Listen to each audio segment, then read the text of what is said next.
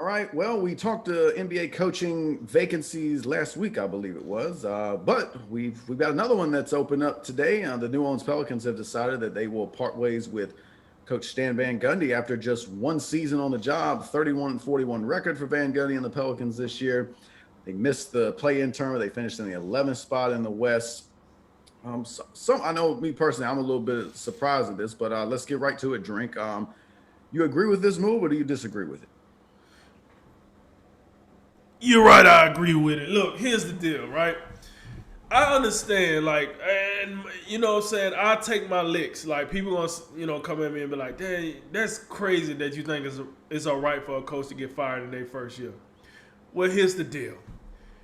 Why sit around and keep a coach if you don't think this coach got the intangibles to make your team better? You might well go and get rid of him now. We're going to pay you whatever we owe you. We're going to move on. But I will say this for the Pelicans before I get into my point. You fired Stan Van Gundy in 1 year. You fired what's his name, Alvin Gentry, kind of quick too. Yeah. Whoever this guy that's coming in next better be a certified. He better be a hitter, and he better know what he's doing. Cause you're almost getting in Andrew Luck territory where you're just out here wasting premier talent for no apparent reason. I'm telling you right now, I got a strong feeling that if you bring in a rooted poo coach and he don't get the job done, Brandon Ingram gonna ask for a trade, and then some of them other dudes gonna be asking out of New Orleans. Maybe not Zion, because Zion is like the crown king there. Maybe not him, but the Brandon Ingrams, the Josh Harts, the guys that's been there for a little minute now. If you don't get no better than 11 in the West, they ask for trade. They got to get on out of there. Now, here's my problem with Stan Van Gundy, and here's why I agree with him getting fired. I look at the Pelicans, and I say to myself, okay, you got Stan Van Gundy here, proven coach, NBA Finals coach, all that good stuff. All right, cool. Then you start looking at the prime of Stan Van Gundy's career. All right, he took the Orlando Magic to the finals in 2009, I think it was. Cool. At that time, he had his two guys was Dwight Howard and Jamil Nelson. Now, Jamil Nelson at the time, had played 4 years in college, and I'm not quite sure how long he was in the NBA, but he was an older player. You had Dwight Howard. You would consider him a young player at that time, but he was a veteran. But age-wise, he was young because Dwight Howard came out of high school. Now, that was the best Stan Van Gundy we seen, and those players was kind of, you would put them on the older side than the young side. Now let's go to Detroit, where he had a bunch of young dudes and Blake Griffin. But we know Blake Griffin he wasn't trying to be in Detroit. He was just out there sandbagging and getting his checks. We know that stop in Detroit for Blake Griffin was none but a layover. That's all that was. So the rest of those guys, though, was a lot of young guys. Stan Van Gundy didn't do so well in his stint in Detroit. He get fired. He goes to the booth. I was one of the people that thought, okay, he's been in the booth. He's learning how these young players work a little bit. He's gaining information. He gets to sit on the side and break it down. So maybe he would be a good coach for New Orleans, because he actually had time to sit down and develop a way to coach these young players and get them to understand the game better. Boy, was I wrong, because I don't know what the hell he was doing when he was in the booth. Because he came back with some, I guess he still had that 2009 style, because the team looked like they was in 2009 with the way they've been playing. All right, I don't know if New Orleans then upgraded the software, but in today's game, we shooting threes and making space. I don't know what they got. Steven Adams. Hey man, I got you. You know what I'm saying? I don't got no harsh disrespect for you, Steven Adams, because I like how you play. But you're a dinosaur, man. You're a dinosaur. You sitting there clogging up the lane. Zion can't fly through the sky like he want to. Brandon Ingram. I don't know. They got some personnel changes that they might want to look into. But the reason I think they should have fired Stan Van Gundy, I don't think he could connect to these young guys like he need to. Zion, Brandon Ingram, even Lonzo, Josh Hart, what is that, Quan Alexander. Like they got they got Kyrie Lewis, so many young guys on this team, right? I just don't think Jeff Van Gundy related to them. I'm just be real. I think he needs to go to like a contender, like a team where he can be tough. They can take it, they ready, and he can take them to the next level, like what Doc Rivers did. Like that's what he need. He need like a Doc Rivers move. Oh, but I'm pretty sure after this he going back to the booth. So, I with that said, I got a question for you. Can you please tell me what did Jeff Van Gundy make the Pelicans better at? What part of the team got better? What individual on the team got better? That's players and coaches for this fact of the matter, just to see if I can find an answer. And I think when you dive into that, you could kind of justify why he got fired in one season. But I'm past that over to you. Am I wrong with that? What do you think? Yeah, I think when you look at Stan Van Gundy and his time in New Orleans, it was I found it to be underwhelming. I've been critical of Stan Van Gundy seemingly the entire year. I expected there to be some immediate, payoff to bringing him in, and there wasn't. I really feel like there should have been like a little bit of a logical step in progression to where you should, I don't know, make the play-in tournament. But they were pretty much the same team that they were under Alvin Gentry last season, and they came down the bubble. It looked like it was going to line up nice for them, and they down there losing to the Kings, like for whatever reason. This year, like similar things going on. It just didn't look like they gelled together at all as a team. I felt like late in the year seemed like they had some pretty significant injuries, but I think as individuals, you look at their two, all-stars. I thought Zion played well this season. I thought he got better, in certain areas. I thought as a playmaker, he showed a lot more promise.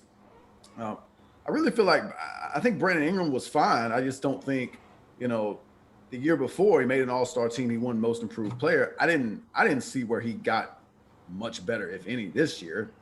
He played well. But after that, I think schematically and strategically, the front office didn't really help him with the whole Eric Bledsoe, Lonzo Ball thing. I don't think that worked. And I think that's something David Griffin should probably find a mirror and say, dang, I didn't get that one right.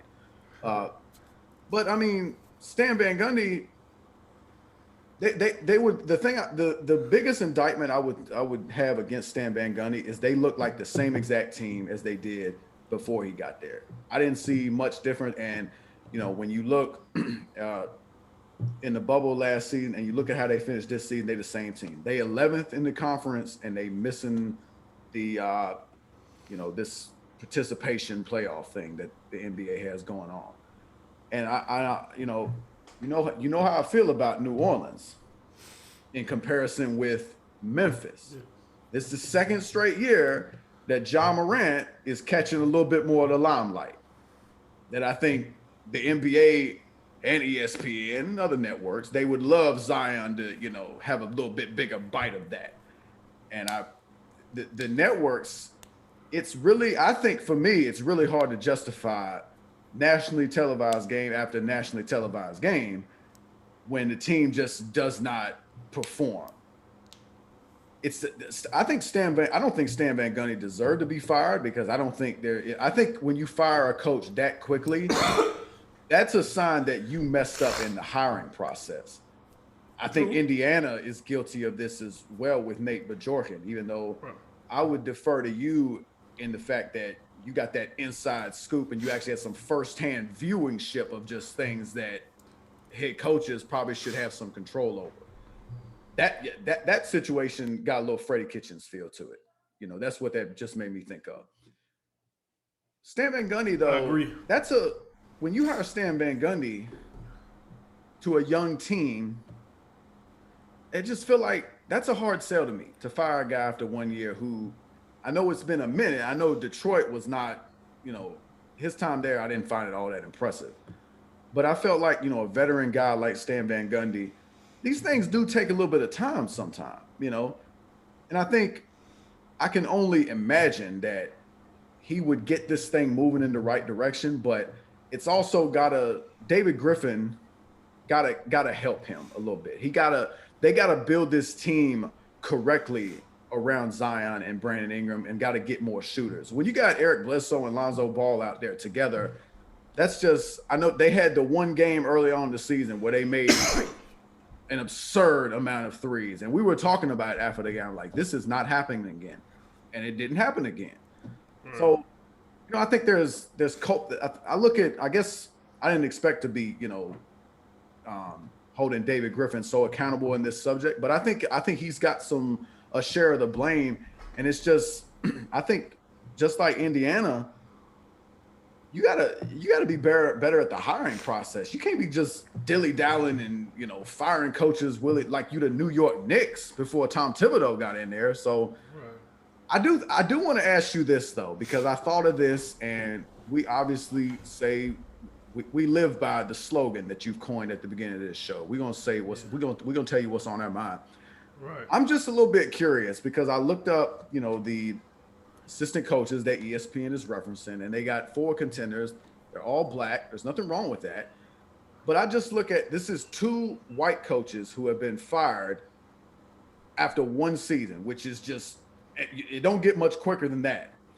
I wonder, is there a league, a pressure around the league to hire more black coaches for the sake of hiring more black coaches? Are we witnessing an equity push in the NBA, and are Stan Van Gundy and Nate Bjorken the victims of that? I'm gonna say no, and here's why. Because, all right, let's not forget what happened in Atlanta. The black coach got fired for a black coach, right? He'd been there 2 years already. Right. So let's see, because we don't necessarily know if a black coach will take over in Indiana. Yeah, we got the 4. Right. We got the 4 black finalists for New Orleans. Yeah, and those are just rumors. Right. So we don't know. I'm just asking the question. I don't know. Yeah. Okay, fine. You know what I'm saying? I got you. So I'm gonna say it looks that way, kind of. But then when you add in the Atlanta portion, you're like, well, if that was the case, that would have been maybe a place that they would have tried to pull that too. I don't think that quite yet. Let's see how these jobs get replaced. First of all, listen, what you said about Stan Van Gundy, because of his resume, if he had coached another year, I would have been fine with that.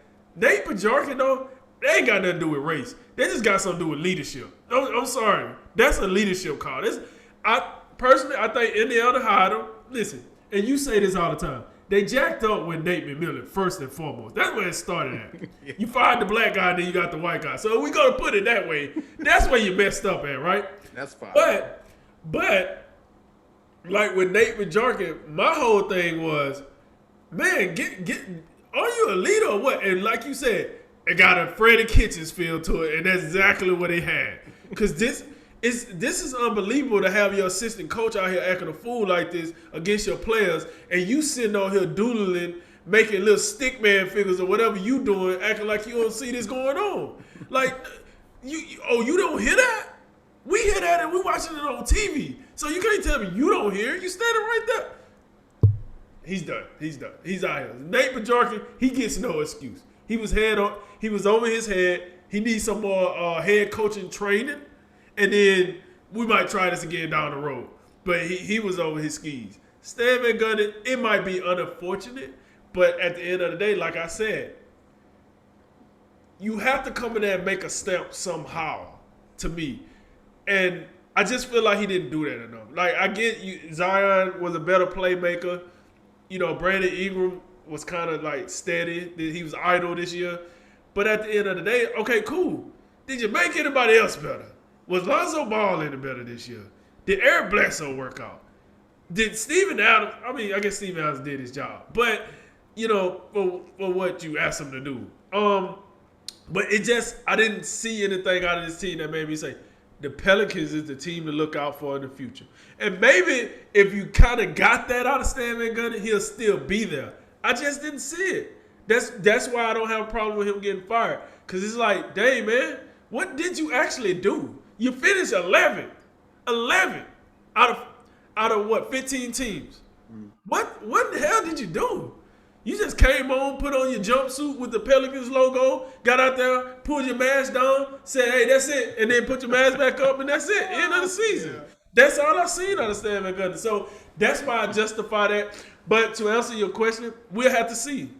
I did notice, you're right, it's four guys there, but like you say, the only one that I really care about is Jason Kidd. The other three guys, I mean, I know Jock Vaughn was a coach back in the day, but what the hell has he been doing since then? I don't know if he's ready to be a head coach again.